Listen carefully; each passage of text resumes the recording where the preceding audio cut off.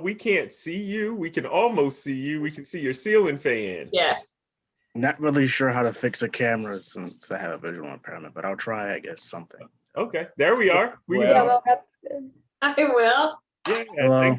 thank you for joining us. Well, Amy and I have some questions for you and Tia that we're going to ask, and we are happy to be here with you today. As Ryan said, we are friends of his, and Amy and I are both professors at Wilmington University, and so we are happy to be invited to interview you about your experience with your team and your product. So this is the Real Feel Company. Okay. So both of you, I'm going to start with questions, and then Amy's going to pick up, and we're going to alternate and go back and forth. But first, we'd like you both to tell us a little bit about yourselves and the JA company which you and your teammates created. Well, I'll start. My name is William David Henry, and I am a visually impaired African-American student who goes to Concord High School. And I started a company to help people like me with visual impairments. And our company aims to help newly blind individuals and young children with visually impairments put their shirts and shoes on correctly, because that seems, as I have noticed, because I have done it a lot, to be an issue with us visually impaired people, and it takes us an extra minute. And I believe that we can have a quicker morning and catch the bus faster if I have this product. Thank you very much. And we're probably gonna ask some more questions specifically about this. This is an interesting idea where you get to work on a product that benefits you for sure. Yeah. Thank you for sharing that. Tia, how about yourself? My name is Tia Oberly, and I'm a junior at Concord High School. I joined Junior Achievement through my accounting class. We're all in the same accounting class. And in the beginning of the year, we were told that we're going to be creating a product and running a business. And when we first heard about that, I like to take leadership roles. So I was kind of excited to kind of take on this responsibility. So I volunteered to have a leadership role. And when we were thinking of our product ideas, we really wanted to make sure we were targeting an actual problem and an issue that we could work to fix. So when Will came up with an idea that was a product that could have helped him when he was a kid, we were really excited to hop on that. And so I was happy that I got to work with him and be part of this business. Wonderful, thank you. What are you both most proud of regarding your experience in the JA program? I am proud to know that I can start my own business now, because I'm going to see if I can take this business that I started and take it to Wichita with me to Kansas, to college, and keep going, because we still have most of our product left to sell. I'm proud that we were able to make sales and overcome obstacles of not actually being able to see each other, yet we all learned how to work together very well. And a personal achievement I'm proud of is sometimes I have a hard time of compromising my opinions to do what's best for a team. And so I was really proud of myself for learning how to do that through working with everybody and having to be able to give up what I thought was best to do what was best for the team. Wonderful. Before we move forward more, can you tell us exactly what the product is? It is a patch with raised dots that are as similar to Braille as they can get without being Braille. And they are the letters of L, R, and B. L and R are for the left and right shoe respectively, and B is for the back of the shirt. And once people with visual impairments who have already started to read Braille, by the time they are very young, read the letter that is ironed on to their shirt, which the patch will be ironed on, then they will understand and be able to recognize which side or which shoe is which, and they can put it on correctly, and they can be more independent. Very well, thank you. Helps me understand some more. Yeah. I don't know if it's my place to express Will's like struggle with that, but he told our group when he first came up with the issue that he had a hard time like catching the bus because he would have a hard time putting on his shirt correctly and his shoes. So when he told us about that, he said if there was Braille on it, that would have solved his issue. So we created like they're 1/2 inch by 1/2 inch Braille patches that you just iron onto the lip of your shoes or the back of a shirt. It is. Out of the 5 days I would have to catch the bus, I would have missed at least 3 of them. Most times. Wow. Yeah, and it's So Tia. awesome. Tia, I would say it's absolutely your place to speak up, in honor and in reference to your partner here with the product that you all put together. This is fascinating. I agree. All right, so if you hear me typing, I am taking notes. I didn't want you to think that I was being rude while you all were speaking. Thanks. So we're gonna move on to the next set. When you think about your academic future, what skills did you learn from the JA company program that will help you? Well, okay. I learned that staying on top of schoolwork is just important as staying on top of a business, and it can benefit you all the same. I said this, but I'll say it again and elaborate a little bit more. I consider myself a leader, but sometimes I like to joke that I also consider myself a bit of a dictator because I just have a hard time, like, just, like giving other people the stand and letting them be able to give their opinions. So I definitely learned academically how to work with groups better because I used to have a hard time doing group projects and working with groups of people because I just wanted to take control. So I definitely learned how to collaborate a lot better with people. And in addition to that, I think as I move on to college and into my career, because I plan to go to law school, I think I will be able to handle 2 things at a time because I've never had a job, but running a business was the closest thing I've had to a job. And so I definitely learned how to balance work and school. So I think that'll help me a lot in my future. Awesome. Okay, so to change that question up a little bit, when you think about your professional future, what skills did you learn from the company program that'll help you? I already wanted to be an accountant, but now I know that an accountant and a business owner or an entrepreneur can work hand in hand. And if you are good with your numbers, then not only can you be a good accountant, but you can also be a great entrepreneur because you'll be able to watch what happens. I plan to be a lawyer, and to be a lawyer, it's very important to make connections with people and be able to talk to a lot of different people. And through the business, I learned how to reach out to other companies and send professional emails and talk to people who were much more respected than a high school student. So I definitely learned how to be able to approach them in a respectable way, but also standing my ground and not acting like I'm only a high school student, but acting like I'm running a business too. And I think that'll help me when I enter the law world in showing that I need to be respected too and holding my ground as I make connections and meet new people. Yeah, I completely agree. Dr. J, send it back to you. Yep. As the president of your company, what strategies did you use to keep your employees motivated and engaged? What did you do to make this come alive? We had a giant text chain or a chat where we would check in on our group periodically to see if they were doing their jobs.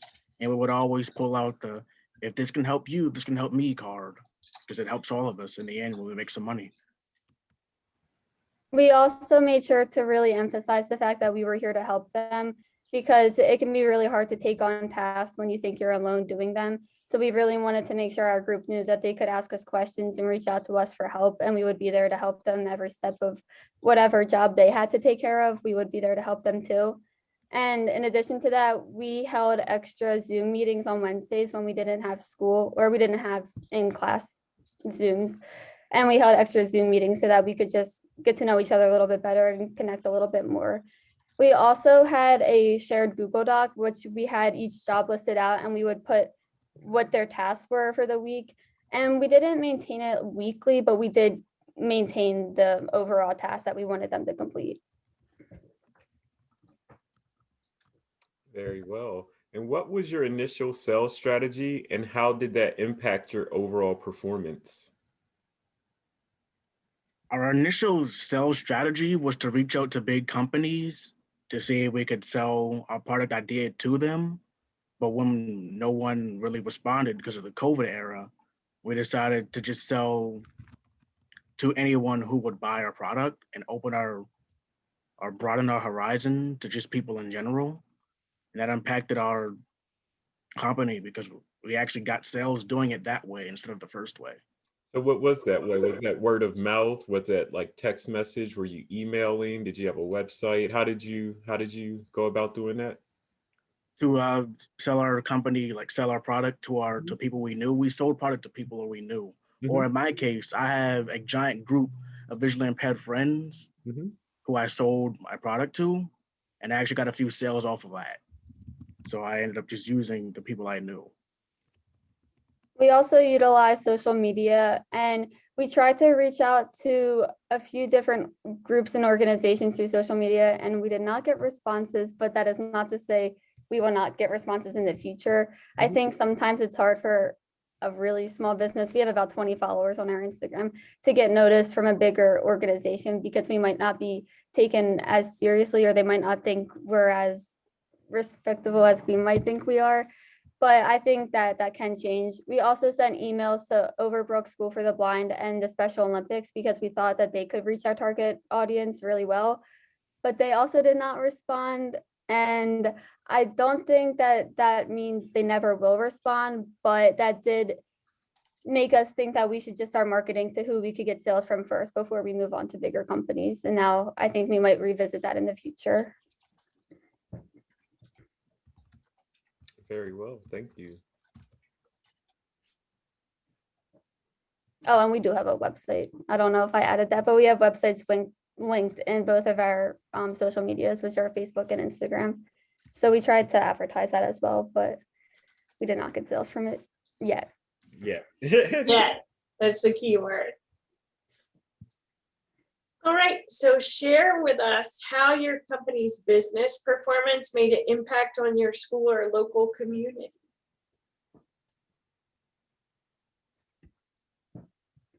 Could you repeat your question again, please? Sure. Can you share with us how your business performance made an impact on your school or your local community? Well, our business performance helped impact the local community because now people with visual impairments know that they can go to someone, to a company who's going to help them be more independent. Because we believe that having iron-on patches with Braille on them to put on your shirt and shoes can take a tiny step forward into independence when you're very young, because that is one thing that you will be taught as a visually impaired student, that you must be independent and no one will help you unless you ask for it. In addition to that, due to Will's connections with other visually impaired people, we definitely, I think, spread the word about our Braille patches, and we could show our target audience who are visually impaired that we're a company that are making efforts and strives to help people like them. And I think that is beneficial to the community because not all disabilities are acknowledged the same way. And I think the visually impaired community isn't so huge in our area that it can often go, unnoticed and not really acknowledged. So we could kind of shed light on an issue that, I mean, I never knew this was an issue. So many people like me who will never acknowledge issues like this can see that it's a problem and help people who go through struggles that we will never experience. Oh, I like that. Can you tell us about a major problem that your company faced and how you handled it? And then how that will equip you to handle similar problems in the future? The major problem that we faced was that the big companies that we reached out to did not reach out to us back. So, and we handled that by pivoting to just selling our product to just normal average people who needed it. And that can help us in the future because now we know that we can sell it to normal average people who need it. And if we sell enough, then the big companies will start to notice and then they will reach out to us and try to buy our idea. I agree with that. In addition to not getting discouraged from that, we also had, I wouldn't say it was a huge problem, but we did have difficulties in the production of our patches, because being a group of students, I'm sure most of these companies have a hard time figuring out how to produce a product when most of us have never done that. But first we wanted to, we thought we could do it handmade. We thought we could make it from home. And then we realized the quality would not really be up to par. So we decided to reach out to a company to produce it for us. And that was a struggle because we had to find different companies, and then we had to pick one that worked. And then they had to make mock patches for us, and they did that about 5 times, and we had to keep editing and adjusting and editing and adjusting, and we had to get a sample for Will to try out and make sure it worked. And luckily the first sample we got, we could approve, but it was definitely a big process to get the production of our patches ready. And once we overcame that, I think it showed us that we really could make major steps. So how will these issues that you face then equip you to handle similar problems in the future? We know now that we can and have the ability to step outside of the box in order to get what we came for in life. Mhm. We do not have to be in our comfort zone. We can go out there and we can make strides to do anything that is necessary to get where we need to be in life, let alone in a business. And I think we were also, oh, I'm sorry, what? No, go ahead. I think we were also taught a lot of patience and kind of like a trust the process kind of mindset, because I think a lot of us were eager to just get the patches produced. So having to get mock-up trial after mock-up after mock-up and have to keep editing and waiting for the new like predicted shipment to arrive was definitely hard for us to keep being set back a little bit, but it did show us that we don't really need to put ourselves on a time limit to make progress. We can kind of just go at our own pace and get done what we need to get done to make it the best quality we want it to be. And that'll help us as we try to expand in the future. Awesome. Well, that's it for the questions. I wish you guys the best of luck with this in the future. It sounds like it, will do a lot of good for people. Thank you. Thank you for your time. Thank you. I'm impressed. I'm touched. Yeah, I am too, for sure. I mean, Thank you. Go ahead, Will. I would be quite rude if I didn't ask, but Mr. Jason and Miss Amy, would you guys like to buy a patch? I would love to. Yeah. Do you have, because we still have most of our patches, and I figured we're around people, I might as well sell a patch to you so you can guys see what our quality is like. Yeah, there's a person I have in mind that I will give one to. So if you could please go to Tia, do you still have the website? Because you could probably put a link to our website here in the chat. They can go Yeah. straight to our website, Oh, that'd be straight to great. the square. I'll put it in the chat. Okay. Figured we might as well do this now. Good marketing, Will. It is. That's good business practice. Okay. Thank you, Tia. Thank you, Will. And fantastic job on the interview. I know you all are up next for your team interview here in just a few moments. So Amy and Jason, thank you both for your questions. We'll let Will and Tia have a couple minutes to get ready for that team interview. But great job. Thank you very much. Is You're that very welcome. is Yeah, go that- ahead. is that address Square SQUARE? Yes, it is. Okay. All right. I just want to. Yeah, I apologize for that. No apologies needed. What was there something wrong with the site? YMCA and carried it. Square was just spelled wrong. And just try to like build off in. Oh, that's why it didn't work for me. Okay. Mhm. So I guess we gotta get going for our second meeting, huh? Good luck. That's right. Nice to Absolutely. meet you both. Thank you, Tia, for Thank Have a blessed correcting day. that. All right, you all have a great day. And Jason and Amy, I'll see you in the next room. Same to you. Thank you. What time nice are day. we? Let's see here. We're done till what? 1 o'clock. You're done until 1. Yep. Yes. Okay. Cool. Okay. See you then. See you then. Awesome. Thank you all. Yep. Bye. Bye.